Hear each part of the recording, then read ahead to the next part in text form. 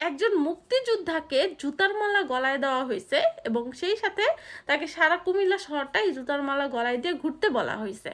এই ঘটনা ঘটছে কুমিল্লাতে। একটা কথা বলেন, আপনি যে বাংলাদেশে দাঁড়ায় আছেন, যে বাংলাদেশের মাটিতে বসবাস করতেছেন বউ বাচ্চা সন্তান নিয়ে, বাবা মা নিয়ে, সেই বাংলাদেশটা তৈরি হয়েছে এই মুক্তিযোদ্ধাদের জন্য। তারা না থাকলেই বাংলাদেশ কখনই হইতো না। তারা যুদ্ধ করে এই দেশটাকে আনছে, আর সেই মুক্তিযোদ্ধার গলায় জুতার মালা দিছে। এটা কিসের স্বাধীন দেশ? আপনারা নাকি দ্বিতীয়বার দেশ স্বাধীন করছেন। একটা ব্যক্তি যে মুক্তিযোদ্ধা বাদই দিলাম, সে একজন বাবার বয়সী মানুষ, দাদার বয়সী মানুষ, তাকে কিভাবে পারেন গলায় জুতার মালা দিতে?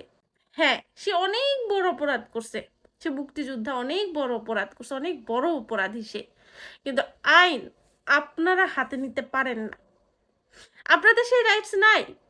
কে দিছে আপনাদের সেই